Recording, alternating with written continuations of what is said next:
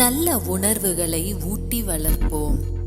கருவினில் வளரும் மழலையின் உடலில் தைரியம் வளர்ப்பாள் தமிழ் அன்னை.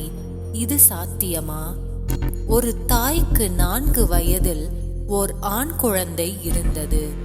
அந்த தாய் மீண்டும் கர்ப்பமுற்றாள்.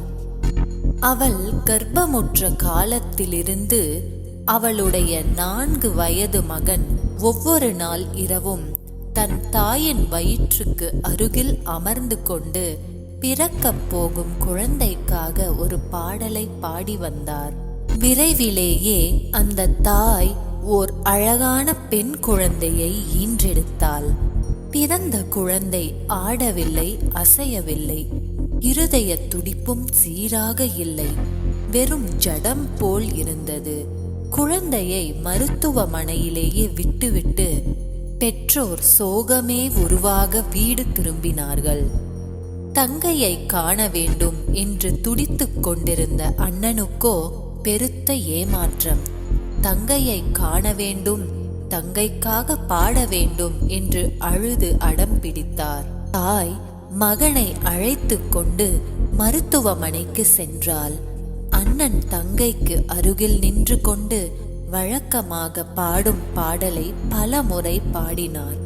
சற்று நேரத்தில் குழந்தை அசையத் தொடங்கியது. கொஞ்சம் கொஞ்சமாக குழந்தைக்கு உணர்வு வந்தது. கண்களை மெல்ல விரித்து அனைவரையும் பார்த்தது. அனைவரும் அளவில்லா ஆனந்தம் அடைந்தனர். இத்தகைய அதிசயங்கள் அவ்வப்போது நிகழ்வதுண்டு. உணர்வுகளுக்கு உயிரூட்டும் சக்தியும் உண்டு என்பதை இச்சம்பவம் நன்கு உணர்த்துகிறது. ஒரு தாய் குழந்தைக்கு பாலூட்டும் போதும் குழந்தையை தாலாட்டும் போதும் நல்ல உணர்வுகளையும் சேர்த்து ஊட்ட வேண்டும் என்பார்கள்.